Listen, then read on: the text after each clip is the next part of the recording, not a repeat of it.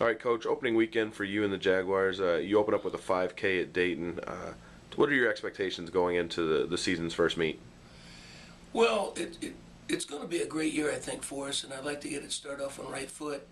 And we've got, we had those great kids we got last year that came in, and that made an impact on our program. And then somehow we were able to get another great class again this year without a whole lot of money to work with. But we really have a great freshman class. So I think that in this meet, all the years that we've run in it, we've always been about third, always been behind Miami and Dayton.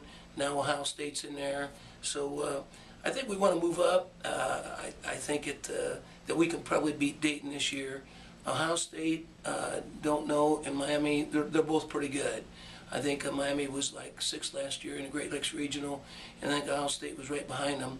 And they both have a lot of their kids back and good recruiting classes. So we want to just compete. We just want to be in the thick of things and have a chance to win. And I think individually we have some guys that can run right up there with the best of the guys from those other schools. So I'm really looking forward to it. Now, you bring back a lot of guys from last year's team. Really, the only key departure was J.D. Smith graduating, and we won't see him again until track season. Talk about some of the guys we'll see towards the front of the lineup this year. Well, the guy that's probably looked the best in practice and just has a great attitude, he's just a real competitor, is Joey Zielinski. And, he's only a sophomore, but he can run with anybody. Not far behind, in fact, ahead of him in our time trial was Miguel Lozano, and those guys are a great 1-2 punch.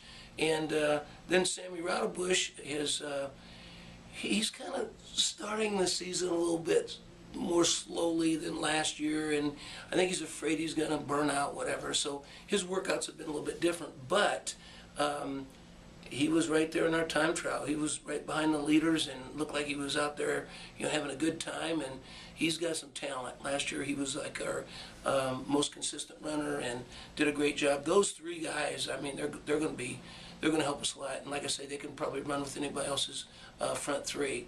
And then we've got a lot of freshmen kind of coming in after that, or maybe some upperclassmen that have trained hard this summer, but it's pretty hard to say after that point.